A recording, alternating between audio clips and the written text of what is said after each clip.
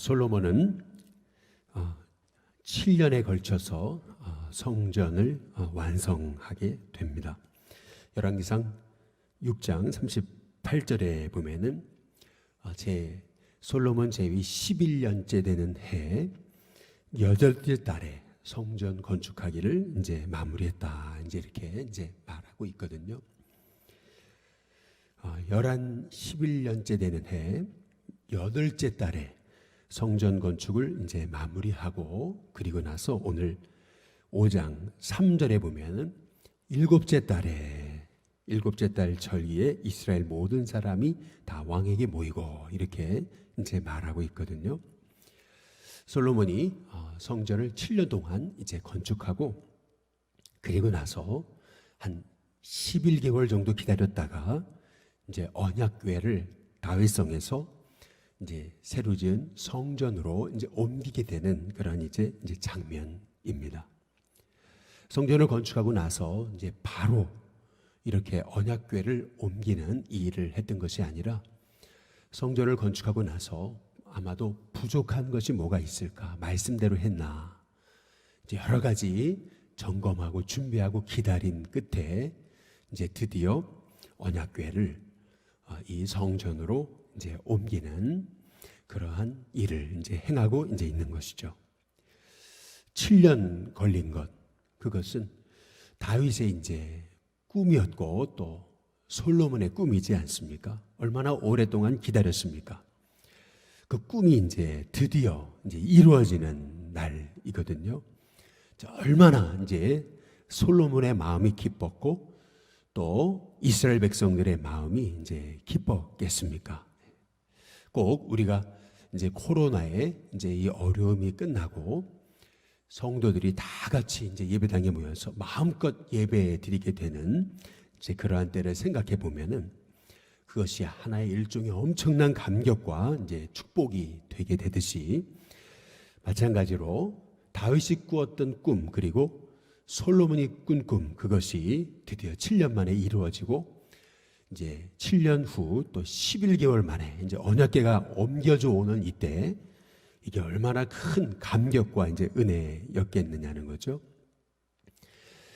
다윗은 다윗성으로 이 언약궤가 들어올 때에 자기의 그 바지춤이 내려가는지도 모르고 힘을 다해서 이제 춤을 췄던 어린아이처럼 거기서 뛰놀며 기뻐했던 그런 다윗을 생각해 보면은, 지금 이 언약궤를 다윗성에서 예루살렘 성전으로 옮겨오는 이 광경이 얼마나 감격적이었겠는가라고 하는 것을 이제 알 수가 이제 있는 것이죠. 근데 오늘 특별히 3절에 보시면은 역대하 5장 3절에 7째 달 절기예라고 하는 것을 이제 강조하고 이제 있습니다. 이스라엘은 이제 포로된 자에서 본국으로 돌아왔죠. 그래서 당시에 세상이 쓰는 일반 달력을 사용했을 뿐만 아니라 또 유대 달력을 아주 중시했었습니다. 오늘 여기 7째 달이라고 하는 것은 그 세상 달력을 얘기하는 것이 아니고 바로 유대 달력의 7째 달을 얘기하고 있는 거죠. 유대 달력으로 7째 달이다 라고 하면 첫날 소위 7째 달 1일이 이스라엘에게서는 신년과 같은 날이고, 그리고 10일째 되는 날이 속죄일, 대속죄일이고, 그리고 나서 이제 15일부터 초막절이 이제 또 시작되게 되죠.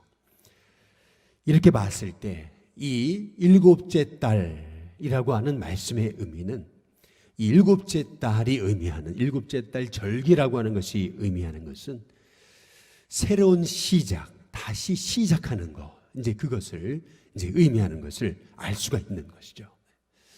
이스라엘에게 있어서 이제 성전의 건축은, 그래서 법궤가, 언약궤가 들어온다는 것은 그들의 역사가 새롭게 시작된다는 것을 이제 말씀하고 있는 것입니다.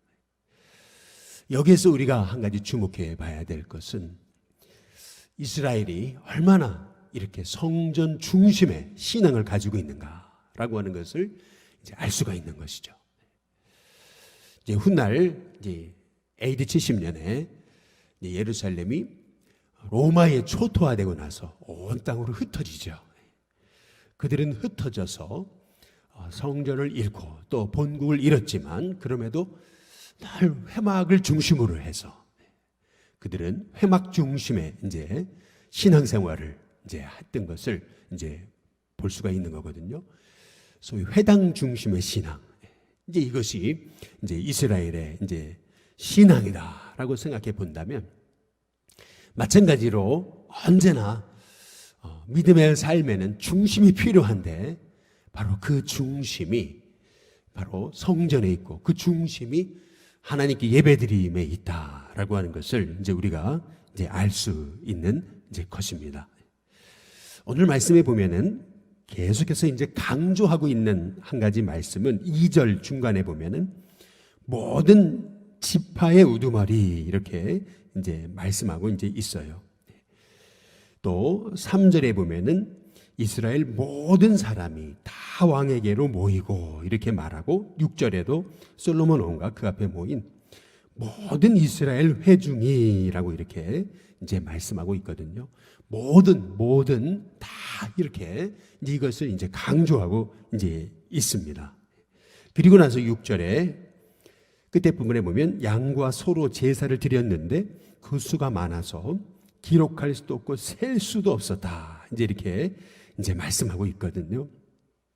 이렇게 말씀하고 있는 이제 이유는 뭐냐면은 성전을 이제 건축하고 언약궤가 예루살렘 성전에 올라오게 될 때 그들이 온 마음으로 하나가 돼서 전심으로 그렇게 하나님 앞에 예배하고 또 자기 자신을 올려드리고 또 이렇게 성전에 언약궤가 회복되는 것에 있어서 그들이 한 마음으로 이제 기뻐했음을 오늘 성경이 이제 말씀하고 이제 계시는 것입니다.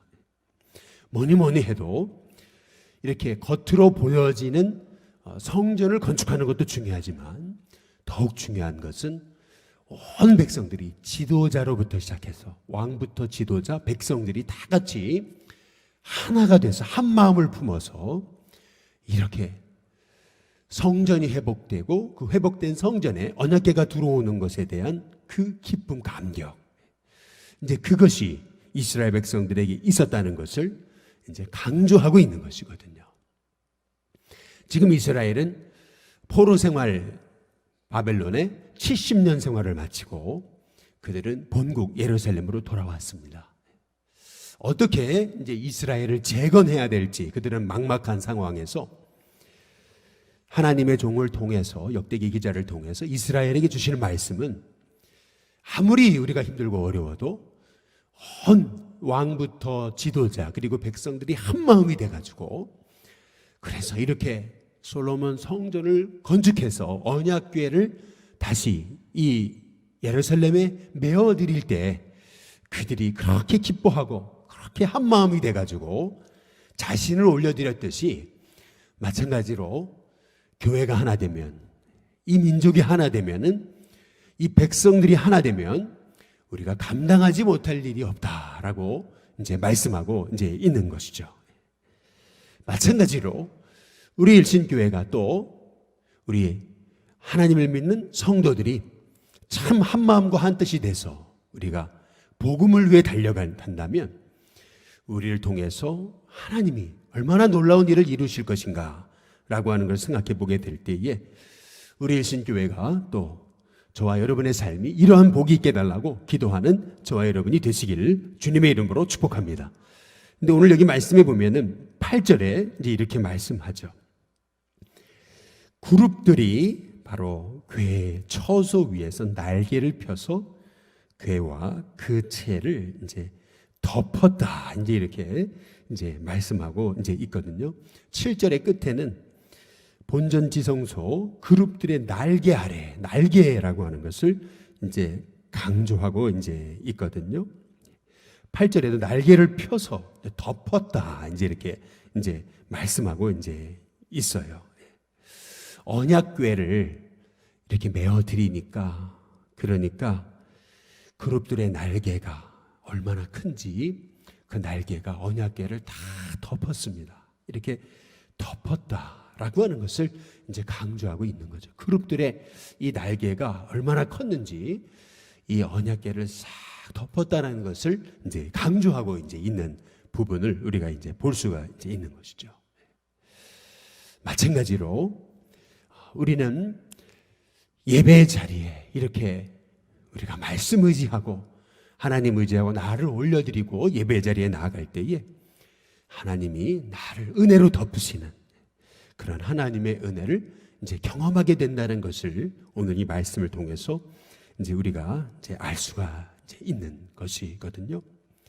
저와 여러분의 삶에 이렇게 예배의 자리마다 하나님의 은혜가 그의 날개가 바로 우리를 덮으시는 그런 은혜의 축복이 있게 되시기를 주님의 이름으로 축복합니다. 근데 오늘 여기 10절에 보시면은 이렇게 말씀하죠. 궤 안에는 두 돌판 외에 아무것도 없었다. 이제 이렇게 이제 말씀하고 있어요. 이것은 이스라엘 자손이 애굽에서 나온 후 여호와께서 그들과 언약을 세우실 때에 모세가 호렙에서 그 안에 넣은 것이다. 이제 이렇게 이제 강조하고 있거든요. 우리가 잘 아시다시피 뭐가 빠졌죠. 뭐가 빠졌습니까? 아론의 쌍난 지팡이와 만나를 넣은 돌 항아리가 빠졌습니다. 오직 그 안에는 두 십계명 돌판밖에 없었다라고 하는 것을 이제 강조하고 있어요. 아니 왜 아론의 쌍난 지팡이와 돌 항아리가 없을까? 만나를 넣은 왜 없을까? 이제 우리가 이제 생각해 보게 되는 거죠. 이스라엘 역사를 한번 우리가 더듬어 보면은 그것 때문이구나라고 하는 것을 이제 알게 되는 것이 있어요. 이게 뭐냐면 히스기야 시절에 이스라엘 백성들이 뭔가 이렇게 영험해 보이는 모든 것은 그들이 다 이제 우상으로 이제 섬겼잖아요. 그래서 오직 이 언약궤 안에는 그렇게 우상으로 될 만한 것들은 이스라엘 백성이 우상으로 섬길 만한 것들은 다 제거됐고 결국에는 이 두 돌판 외에는 넣은 것이 아무것도 없었다라고 하는 것을 이제 지금 성경이 강조하고 있어요. 이것이 의미하는 것이 이제 뭐겠습니까? 결국에는 두 돌판 외에는 근데 이것이 이제 강조하고 있는 것은 우리의 믿음의 삶이라는 것이 결국에는 말씀 중심의 신앙이어야 된다라고 하는 것을 이제 우리에게 이제 강조하고 있는 것이죠. 결국엔 아무리 우리의 삶이 힘들고 어려워도 말씀 떠나서는 또 말씀 의지하면 결국에는 말씀이 있어야 우리에게는 결국 승리하게 된다는 것을 우리가 생각해 볼 수가 이제 있는 것인데요. 이스라엘 백성들이 이제 70년 포로 생활을 마치고 예루살렘에 돌아와서 그들이 어떻게 그 어려운 삶을 다시 일궈 나갈까? 이제 그들이 막막하고 어떻게 해야 될지 모를 때 그때 하나님이 이 솔로몬 성전을 통해서 이스라엘 백성들에게 주셨던 비전은 이 언약궤 바로 말씀 쫓아가면 된다. 말씀 의지하면 된다. 말씀 부여잡고 그분의 은혜의 날개 아래서 그 안에 들어가서 그분의 은혜로 우리를 덮으시는 그 은혜로 우리가 나아갈 때 또 온 백성이 이렇게 한 마음이 돼서 그 날개 은혜 안에서 말씀 붙잡고 나아가면은 결국 하나님이 이 모든 어려움도 이기게 하신다라고 하는 것을 이렇게 성전의 완성과 또 언약궤가 이스라엘에 회복되는 이 사건을 통해서 이스라엘 백성들에게 이제 보여주고 이제 계시는 것이죠. 저와 여러분의 삶에서 늘 하나님의 말씀이 여러분의 삶에 또한 저의 삶에 기준이 되고 또 그 말씀 붙잡고 나갈 때 하나님께서 우리의 삶에 하나님의 뜻을 이루시는 은혜가 있게 되시기를 주님의 이름으로 축복합니다. 그리고 이제 드디어 이때는 이렇게 얘기하잖아요. 그러면서 얼마나 기뻤던지 이제 찬송을 부르고 그리고 재금과 비파와 수금을 잡고 그리고 모든 악기를 울리면서 이제 찬송을 부르는데 13절 나팔 부는 자와 노래하는 자들이 일제히 소리를 내어 여호와를 찬송하며 감사하는데 나팔 불고 재금치고 모든 악기를 울리며 그 다음에 우리가 주목해 봐야 될 것이 소리 높여라고 라고 하는 이제 이런 부분이죠. 소리 높여. 얼마나 감격적입니까? 얼마나 그 시간, 그 순간이 그들에게는 여지껏 기다려왔던 그 꿈이 성취되어지고 그렇게 감격적이고 그리고 은혜의 시간인데 어떻게 그냥 들릴 둥 말 둥 그렇게 그들이 찬송 부를 수 있겠습니까? 소리를 높여 그랬거든요. 여호와를 찬송하는데 선하시도다 그 자비하심이 영원히 있도다. 찬송의 내용은 아주 단순했어요. 선하시도다 그의 자비하심이 영원히 있도다. 굉장히 찬송의 내용은 단순했죠. 그러나 그들의 마음은 온 마음을 다해서 하나님을 예배했던 것을 이제 볼 수가 이제 있는 것입니다. 전에 어떤 우리 목사님께서 떼제 공동체에 가셔서 거기 가서 예배를 드리는데 찬송을 부르는데 찬송의 가사가 너무나 단순했다는 거죠. 찬송의 가사가 그냥 한 소절인데 그 한 소절을 말이죠 40분 이상을 계속 반복하더라는 거예요. 계속 반복하는데 놀랍죠. 지루하지가 않고 똑같은 소절을 계속 똑같이 반복하는데 그런데 그 안에 엄청난 그 성령님의 그 기름 부심이 이제 있더라는 거예요. 그때 이제 이 목사님이 이제 깨달은 게, 야, 이게 찬양의 능력이구나. 우리가 뭐 구구절절 막 뭐 찬양을 막 그렇게 해야 되는 것이 아니고 단순하게 그냥 딱 한 소절 가지고도 계속 반복하는데 그게 인위적으로 반복하는 듯한 느낌이 드는 것이 아니고 얼마나 그렇게 영성 있고 깊이가 있고 마음을 다해 찬양을 하는데, 야, 이게 찬양의 능력이고 이게 기름 부심이 있는 예배의 감격이구나.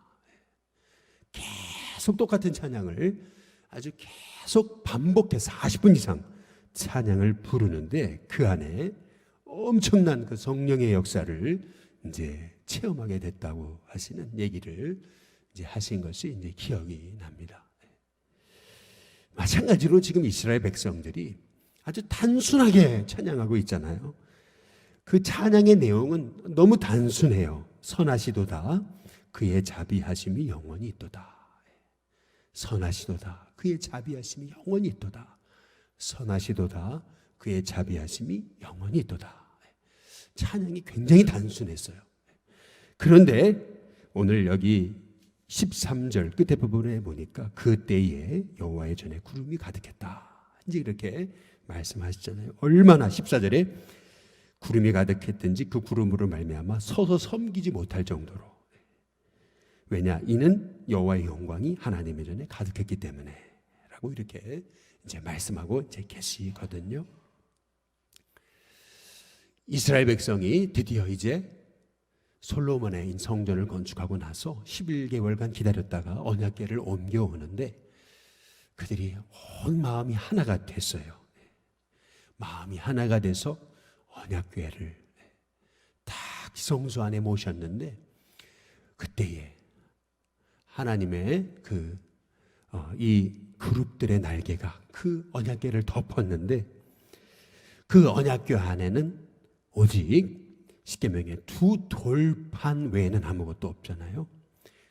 오직 말씀만 바라보고 은혜만 바라보고 바로 그 하나님의 언약 십자가 부활의 능력만 바라보고 그리고 나서 그들이 전심으로 찬양하는데 뭐 찬양이 엄청난 기교가 있는 것도 아니고 뭐 대단한 뭐 엄청난 그런 소절도 아니고 단순하게 그냥 우리 식으로 말하면 좋으신 하나님, 참 좋으신 나의 하나님.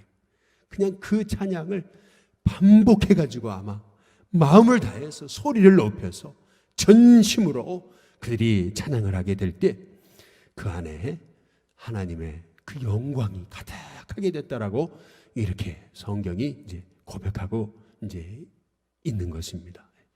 저와 여러분의 삶에도 이렇게 예배가 회복되고 은혜가 회복되고 말씀이 회복되고 그리고 우리 안에 전심으로 하나님을 찬양하는 그 마음의 고백이 회복될 때 그것이 바로 여러분의 인생에 모든 인생에 얽히고 설키고 무너진 것들이 회복되는 그런 계기가 될 것이라고 하는 것이죠. 이러한 예배의 감격, 이러한 예배의 축복, 이것이 인생 회복의 길이고 이렇게 하나님의 은혜의 날개가 우리를 덮으면 우리 인생에 회복되지 못할 문제는 없는 것이죠. 내가 하는 것이 아니라 하나님의 은혜로 그 모든 어려움을 감당케 하시는 것이기 때문에 결국에 하나님의 백성은 이 은혜의 지성소를 회복해야 되고 이 은혜의 감격을 회복해야 되고 하나님의 은혜의 날개로 우리를 덮으시는 그 은혜를 회복해야 된다는 것입니다. 이것이 바로 이스라엘이 가장 힘들고 어려울 때 그들의 민족과 또 그들의 나라를 회복하는 진정한 회복의 길이라고 하는 것을 오늘 성경이 우리에게 말씀하고 계시는 것을 우리가 깨달을 때 바로 우리에게도 이러한 감격, 이런 은혜, 한 소절의 찬양만 불러도 우리 안에 하나님이 주시는 그러한 놀라운 회복과 치유와 감격과 또 믿음의 고백과 또 한 소절의 찬양만 불러도 성령님의 임재와 기름 부심이 있는 그러한 참 은혜의 삶이 되게 해달라고, 그래서 우리의 인생의 모든 문제는 하나님의 은혜로 덮어지는 그런 축복이 있게 해달라고 기도하는 저와 여러분이 다 되시기를 주님의 이름으로 축복합니다. 우리 찬송가 208장 우리 함께 찬양 부르겠습니다. 찬송가 208장입니다.